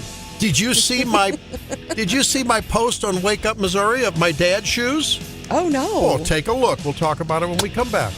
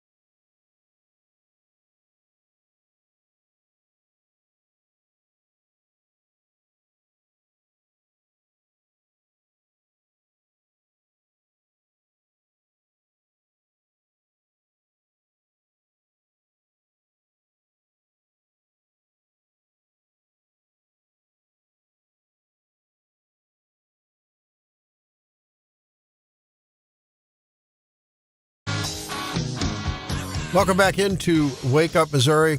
I'm Randy. There's Stephanie. She's, if you're on our Facebook or one of the other feeds, YouTube, you can take a look. She's getting herself all dolled up for something. What do you got going on today? I have work. Oh, you got work. Okay. You're well, gonna I'm sure laugh. glad I don't have to do that to go to work. Yeah, we can tell. It's funny. Me and Stephanie always fight over that little mirror. That little mirror is the only thing that's kept the show together. And I have to keep you out of my makeup. You try to steal it from me. That's not true. I took a picture with it. It was a get ready with me. But yeah, if you're going to go throwing that around. And in defense of Drake, he did offer to share his gold and black body paint with you. That's true. That's true. That's true. He's not very generous though when he's got the donuts there, the little mini donuts there. You like to stash those, keep those out of our reach. Yeah. What? Little waxy chocolate mini donuts. Yeah, the ones you can put on. Remember, we were talking about those mini donuts, and I think it was the guy over the road trucker. I think he says, "Yeah, you can put those puppies up on the dashboard on a hot sunny day, and they'll never melt." That might be the most influential text we've gotten on the show, at least for me, because every time I see them, I want them, and then I hesitate and I don't. Yeah, I don't. It's like, whoa, man. A candle will melt, but not the coating on that. Hello. Well, if that's not enough, I mean, the fact that the inside of them is radiating yellow, like neon. I get chocolate. I don't do the inside stuff. of the chocolate ones are neon yellow. What? Yes. No, I get the double chocolate ones. I get what you're saying now. No, I get the double chocolate ones. It's pretty good. So, yesterday we had a discussion about how New Balance is really, their sales have rocketed in the last couple of years, and talked about dad shoes. And Stephanie has her New Balance, on. with the thick wedge for the sole there. I think they're I'm not a really big shoe girl. I just buy new ones when I need them, but they're some sort of cloud one. They're comfy. And so I was getting ready for my little sojourn around the neighborhood yesterday, and I threw on my bright orange dad shoes. If you missed this yesterday, Randy is officially 3 years old, and flames on his shoes make him feel like he goes faster. Yeah, it makes me feel better when I have my orange shoes on. I don't know why. They feel lighter. They're better than I had pictured in my mind. Yeah, so I put them on. I just said, "Dad shoes rock," with a little music. Porque te haces la cool, cool, cool, cool.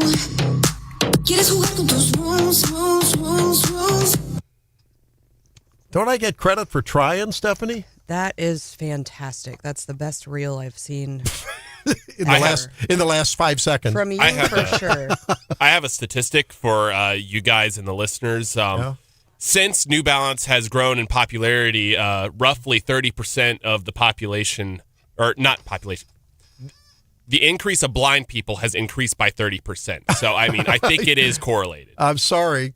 Association does not causation make. I don't know. I think you have to be blind to wear those shoes. The one shoes we didn't get to yesterday, but Sandy texted us about was, remember Converse? And yes. My dad was obsessed with the black canvas Converse. Chuck Taylor's. I wore them for basketball all the time, and my daughter has a pair. They're so cute. I need to get I had a pair of Converse. They were the American flag. And looking back on it, they probably didn't look as cool as I thought they did, but it was... Randy and I can relate to Converse back in the day when they came in high top or low top, white or black. That's right. And that was it. That was it. The original black. Chuck Taylors. Yep. And they had the little metal eyelets, when shoes were shoes. Yep. What about Heelys? Why don't they make? That's something that gets my goat.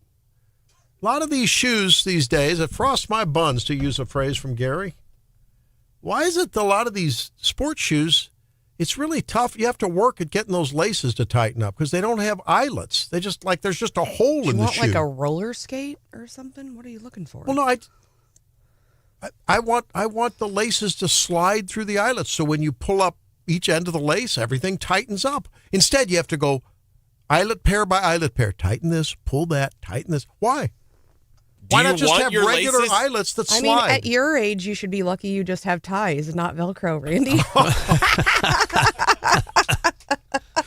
Hey, I have to admit, I got the Adidas slide-on, so I'm all good. Slide-on tennis shoe. And half of mine, my mother would be so mad if she knew this because I used to get in trouble for this all the time. But half of mine I leave tied and I just kind of stomp my feet into. Yep. One listener commented, or one viewer on this commented, do they glow in the dark? Helene says, not only do they rock, they're blinding even at night.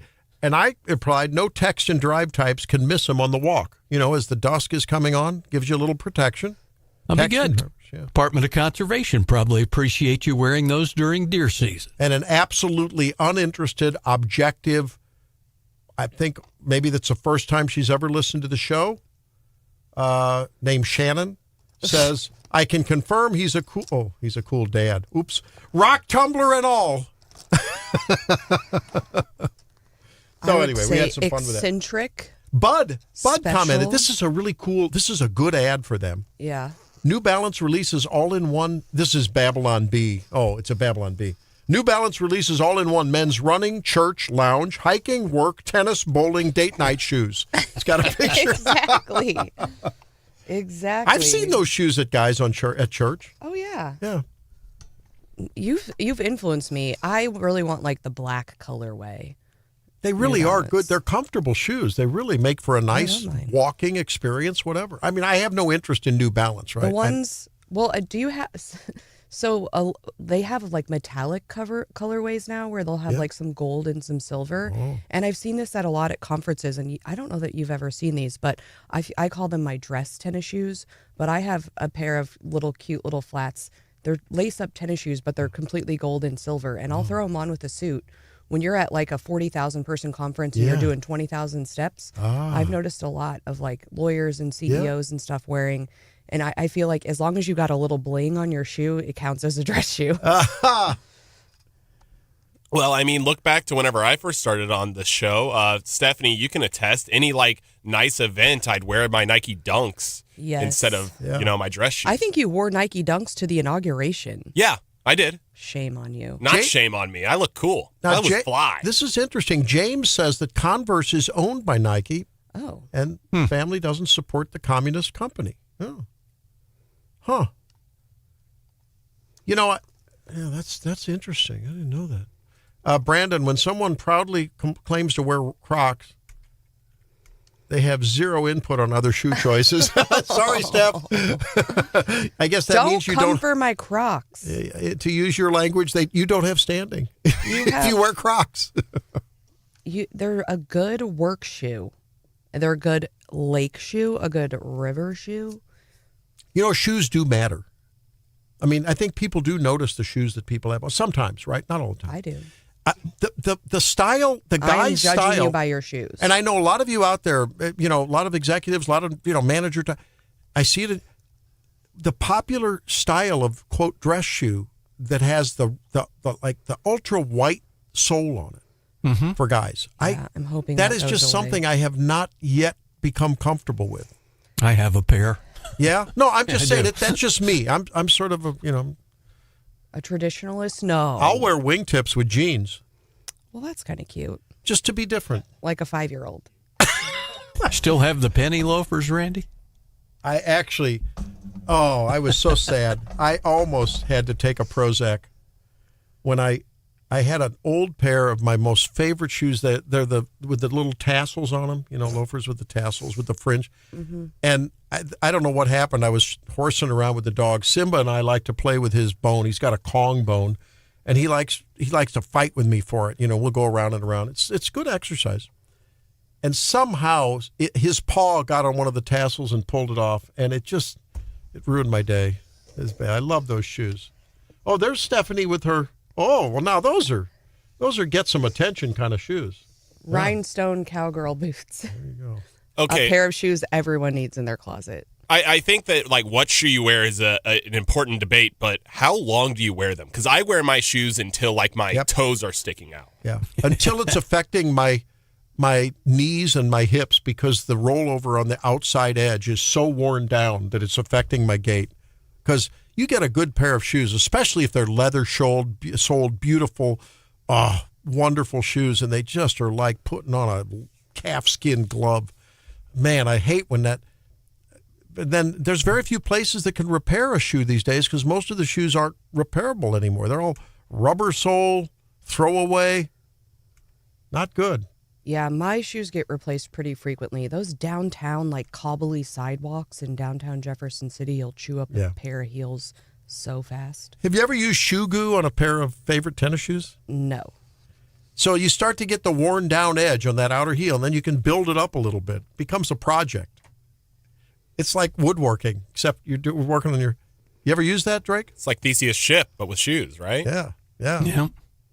Put my New Balance trail hikers back together with some shoe goo here the other day. If you want to be inventive, then you put on a rough patch of it, and then you can shave it down with a Dremel. Get your Dremel tool out and just mold it very nicely. Well, what's the rule of thumb if they say if you're a regular runner? What they say? Maybe 4-6 months out of a pair of running shoes. If you run them, you need to get them a couple times a year. Yeah.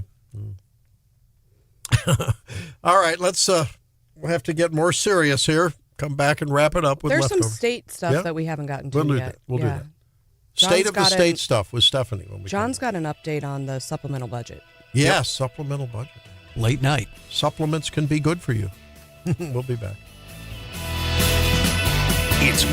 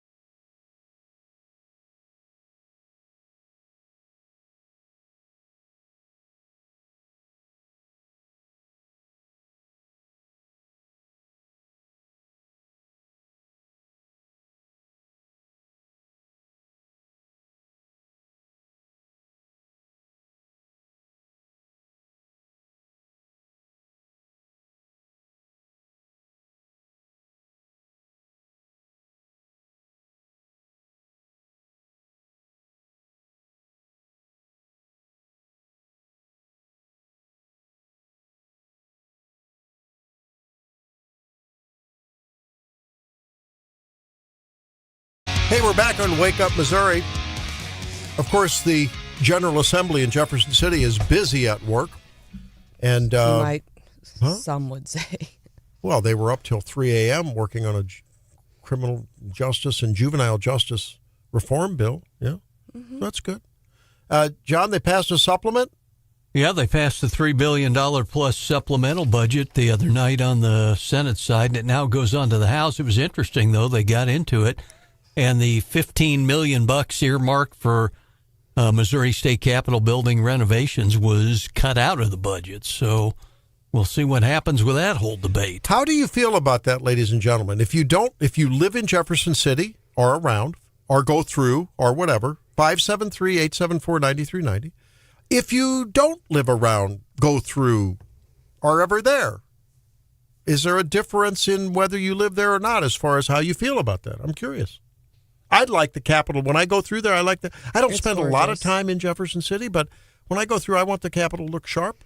And my understanding of some of these projects, at least as I've heard it explained before, is like, they only get, if you let things go, things get more expensive. So it's actually cheaper to spend some money maintaining it than running into a big problem later. Sort of like health. Yeah, for sure. The naysayers pointed at the all the money that was spent on a few years ago renovation of the Capitol. Didn't you take care of it all at that time? That's the other side. What kind of renovations are we talking? Interior? I don't know. Bigger gavel? Walnut, not pine? I don't know.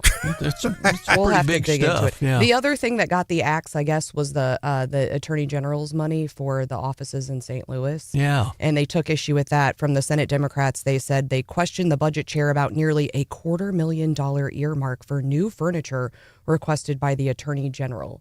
And that got the axe. Now, this is for their office in St. Charles, and I think Appropriations Chairman Rusty Black said, look, they're hiring more people. They're taking on these new projects. They've got a lot, we've heard from Catherine Hanaway here. They're busy folks, and they're setting up these new offices, and these people need a workstation, right? Well, and there's an IKEA down there. Well, may be fair, but I don't know. But recall, these are our friends in the Senate who were really mad about a one-time expenditure of $250,000 for desks for attorneys. Are our same friends who think it's okay to spend 3 times that on pet adoption a year. Was that my friend Maggie Nuremberg? It was. Berm. Whatever. Maggie, our number is 5. Senator Nuremberg. Senator. Our number is 573-874-9390. Senator David Gregory. No, Representative David Gregory. No, Senator. Senator David Gregory. Yeah. If you are, we'd like to have you call and make your point, make your position clear, stake your claim on why there should be a tax credit when you adopt an animal. 573-874-9390. Drake will move you to the top of the queue. And I don't think, and honestly, I mean, we can get into the Attorney General saying a lot of people are like, that's really expensive for furniture. And Randy, you said I could do IKEA. I mean, the people that Attorney General Hanaway has been hiring are people out of like big time major law firms, and they're taking huge salary cuts to come do some public service. Violins here, please. Violins, please. And what we know, and so the fact that like we give them a legitimate desk to work at is like high-dollar the attorneys least thing taking a huge cut. We can do. And what we know about, and again, I would say like, buy it once, like what is it? Buy nice and buy it once. What we know about if you buy IKEA, 2 years from now, those desks are going to be like falling down.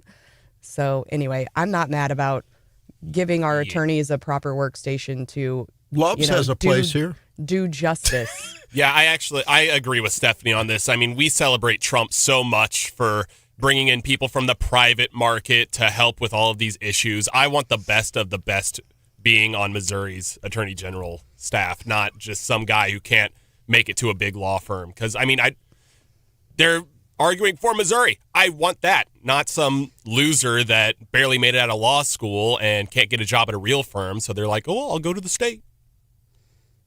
573-874-9390. Opinions welcome. No, I don't disagree with you. Here's a vote for Dawson Shoe Repair for those of you who love your soul. I love soul music. Very good. That's what they play in shoe repair places.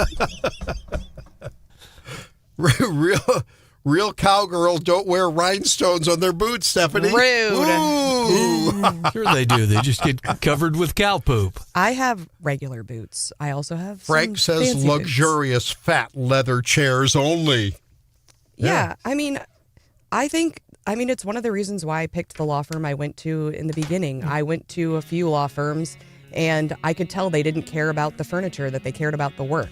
And I went to some more intimidating looking ones where they really cared a lot about looks. Yeah. And I wanted to do the work, and I didn't need a fancy desk. There you go. So, but I think we should give the Attorney General's folks some desks. All right, well, there you go. Well, we think you look good when you listen to Wake Up Missouri. We thank you for that. We'll see you tomorrow. Gary Nolan coming up.